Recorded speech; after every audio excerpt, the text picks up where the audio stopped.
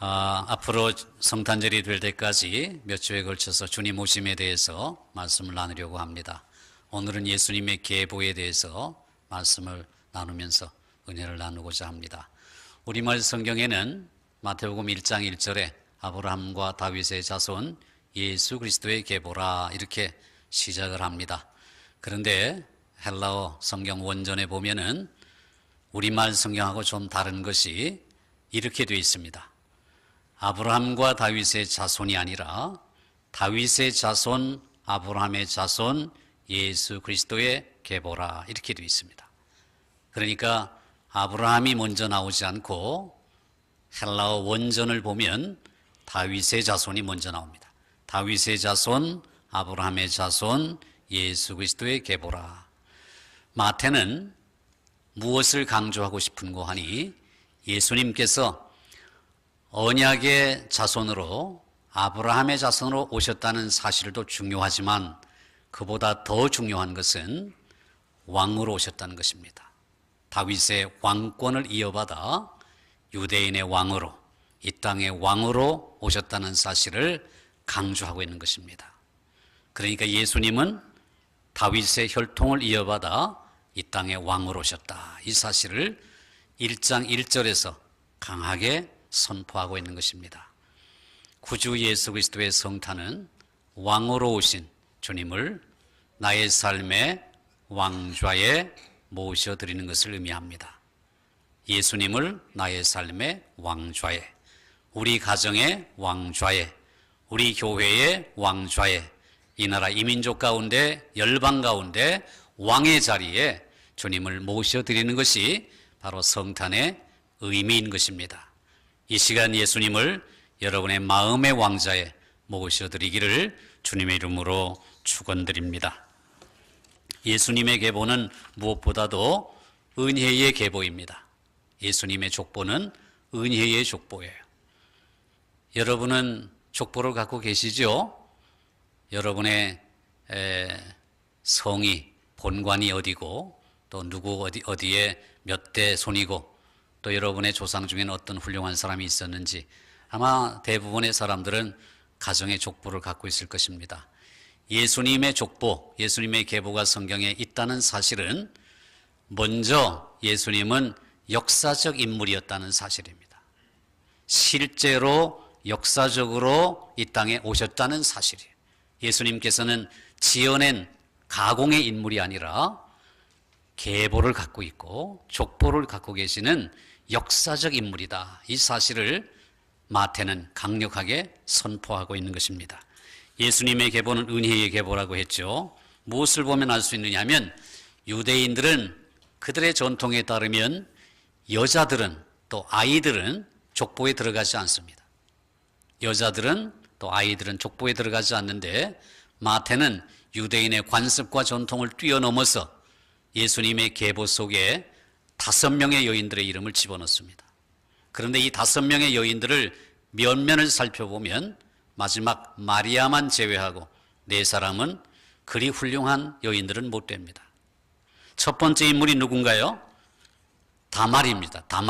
다말이라는 여인이 등장을 하는데 이 다말은 유다의 며느리입니다. 야곱의 넷째 아들이 유다죠. 유다의 며느리 다말입니다. 근데 성경을 보면 유다는 다말에게서 베레스와 세레를 낳고 무슨 말이에요? 시아버지가 며느리 사이에서 쌍둥이 아들을 낳았다는 말입니다. 시아버지와 며느리가 결혼했다는 거예요. 있을 수 없는 일이죠. 이 근친상간입니다. 근데 예전의 관습은 이게 근친상간으로 그냥 우리가 치부할 것이 아니라 예를 들면 첫째 아들이 결혼해서 자식을 못 가지면 첫째 아들의 아내는 둘째 아들과 다시 결혼을 했고 둘째 아들과 결혼해서 또 아이를 못 가지면 셋째 아들과 결혼했고 셋째 아들과 결혼해서 아이를 못 가지면 시아버지와 결혼해서 씨를 이렇게 이어갔습니다. 이것이 바로 유대인들의 관습이에요. 그러니까 우리가 생각하듯이 유다와 다말 사이의 관계가 그렇게 어색하고 그 다음에 있을 수 없는 이런 관계만은 아닙니다. 레버리트라는 제도가 형사 취수 제도인데 형이 죽으면 형수를 동생이 맞이하는 것이 형사 취수 제도예요. 영어로 레버리트라고 합니다. 그런데 그 제도 하에서 시아버지와 며느리 사이에 이루어진 거예요. 사실은 그 과정은 굉장히 불법적이에요. 왜냐하면 다말이 시아버지를 속이고 잠자리를 같이 가짐으로 베레스와 세라 쌍둥이를 낳았기 때문이죠. 그러니까 첫 번째 여인부터 성경에 등장하는, 아니 예수님의 족보에 등장하는 이 여인은 심상치 않은, 정상적이지 않은 비정상적인 여인이에요. 두 번째 여인은 누구예요? 라합이죠. 라합은 여리고의 기생입니다. 그런데 라합이 살몬과 유대 지파의 살몬과 결혼해가지고 보아스를 낳습니다. 라합이 누구라고요? 기생이에요. 가나안 여인입니다. 이방 여인이에요. 이방 여인의 피가 예수님의 혈통에 들어오게 됐어요. 그러니까 예수님의 계보가 이게 온전한 유대 민족만의 혈통이 아니에요. 이방의 피가 섞이게 되는 거죠. 더더욱이 직업이 기생입니다. 그러니까 기생인 라합도 정상적이라고 볼 수가 없는 거예요. 이런 사람이 예수님의 족보에 들어왔어요. 시아버지와 관계를 해서 쌍둥이를 낳은 다말, 그 다음에 기생이었던 라합이 예수님의 족보에 들어온 거예요. 세 번째 여인이 누구예요? 룻입니다. 룻은 라합의 아들 보아스와 결혼해가지고 오벳을 낳습니다. 오벳이 이스를 낳고 이스는 다윗 왕을 낳죠. 그러니까 룻이라고 하는 여인은 누구예요? 모압 여인입니다. 이방인입니다. 그리고 과부예요. 엘리멜렉과 나오미가 이제 기럐과 말론 두 아들을 데리고 모압 땅으로 피신을 했어요. 왜냐하면 베들레헴에 살던 마을에 이 극심한 기근이 생기니까 거기서 먹을 것이 없으니까 모압 땅으로 피신을 한 거예요. 이민을 간 거예요. 근데 그 땅에서 엘리멜렉이 죽죠. 말론과 기럐이 다 죽어요. 그러니까 과부 세 사람만 남는 거예요. 나오미, 오르바, 룻. 근데 오르바는 자기 민족에로 돌아갔고 나오미와 룻은 다시 베들레헴 땅으로 돌아옵니다. 그래서 룻이 보아스와 결혼해가지고 오벳을 낳습니다. 룻은 이방 여인이었고 과부였어요. 그러니까 예사롭지 않은 여인입니다.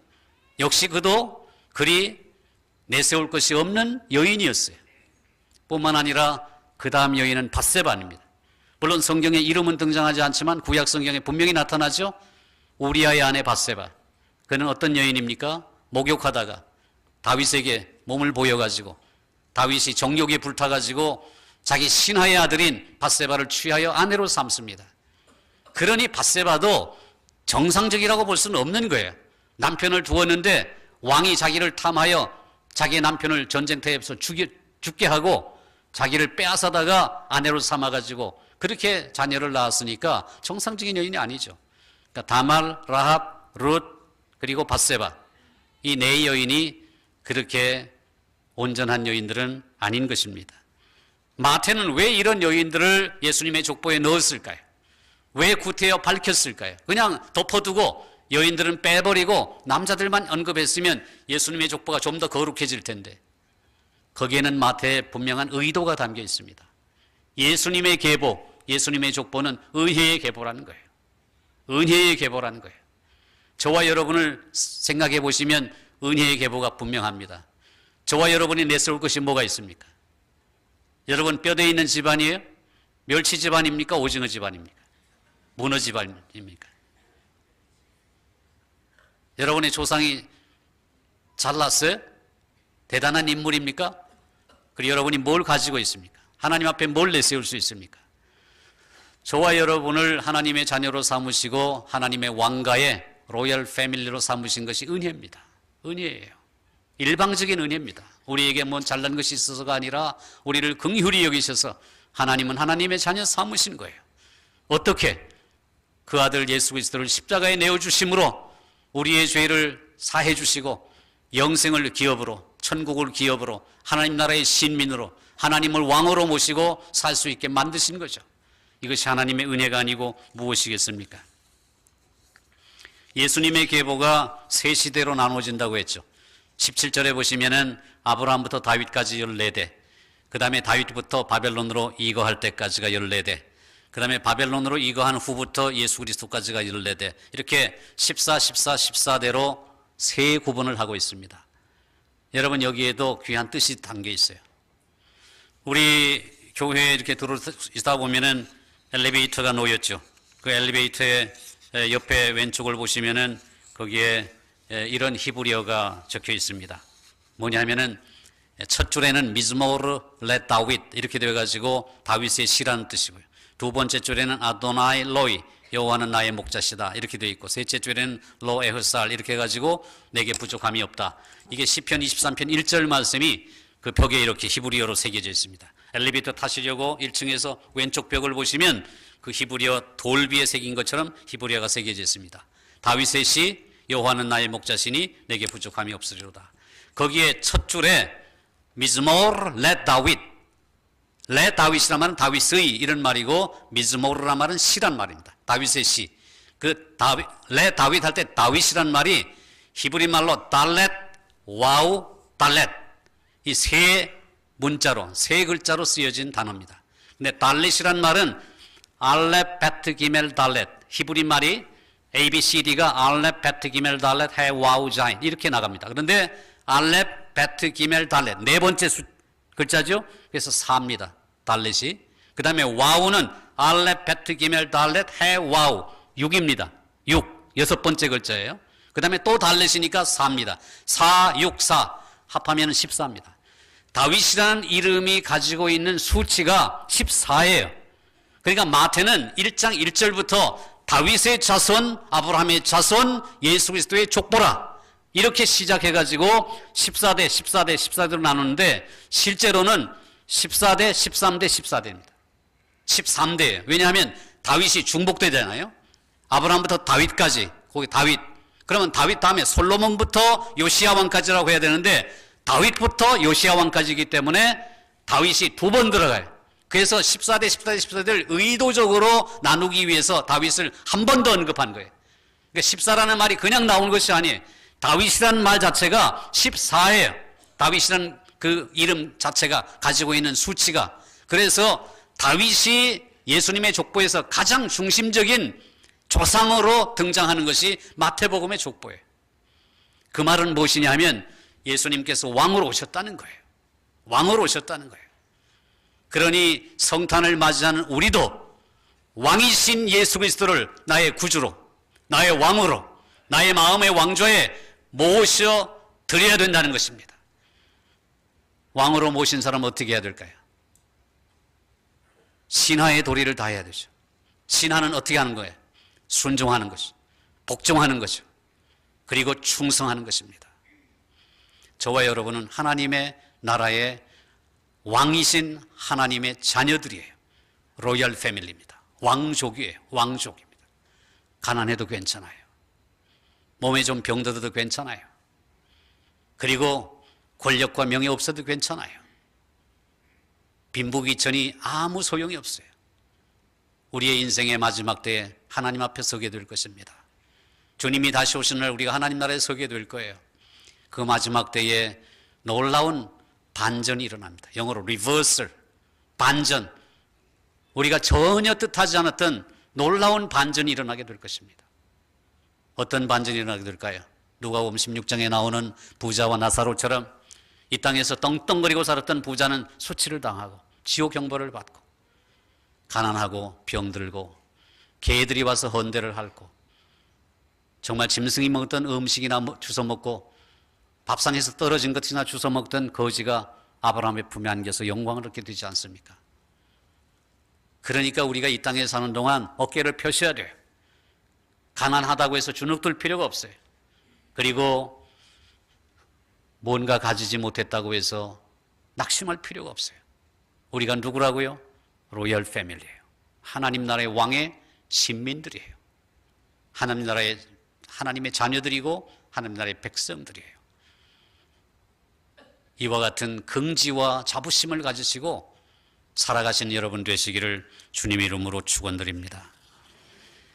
성탄의 계절에 우리는 신약 성경의 첫 권인 마태복음을 통해서 먼저 이 땅에 왕으로 오신 예수님을 나의 왕으로, 나의 구주로 모셔야 될 것입니다.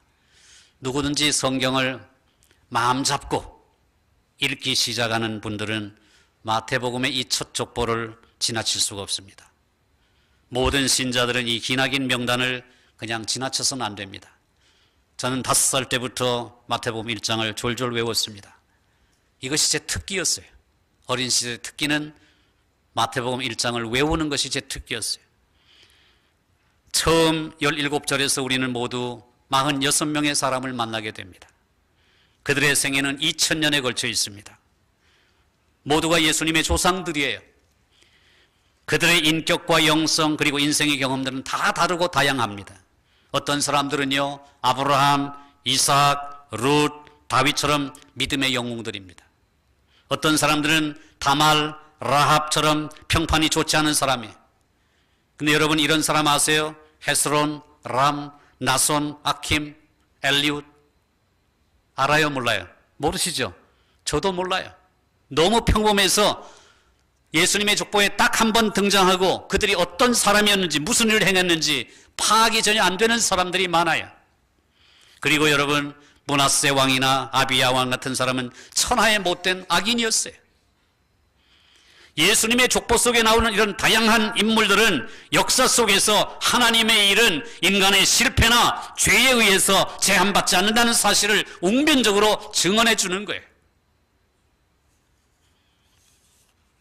어떤 사람이 술을 먹고 밤에 나룻배를 저어서 강 건너편에 있는 집으로 가려고 열심히 노를 저었습니다. 밤이 새도록 노를 저어도 강을 건너지 못했어요. 동이 튼 다음에 술이 깨어서 보니까 배가 거룻줄에 묶여 있는 거예요. 술 취해서 그것도 모르고 힘껏 노를 저었던 거죠. 그것을 풀지 않고 노를 저으니까 배가 나갈 리가 있습니까?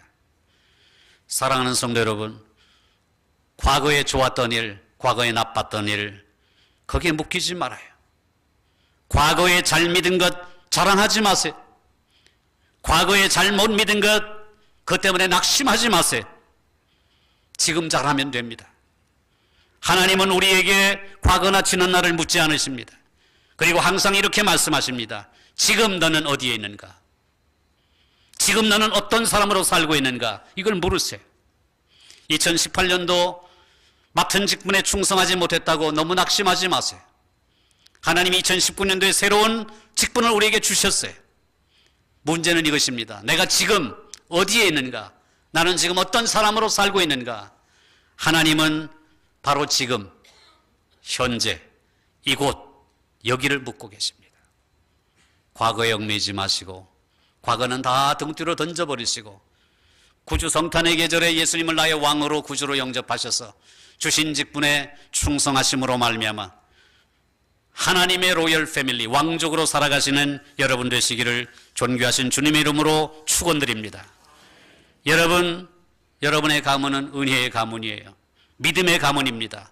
왕의 가문이요, 천국의 가문입니다. 명문 중에 명문 가문입니다. 세상의 어느 가문과 비교할 수 없는 가문이에요. 여러분은 이제 이런 새로운 계보를 만들어 가야 됩니다.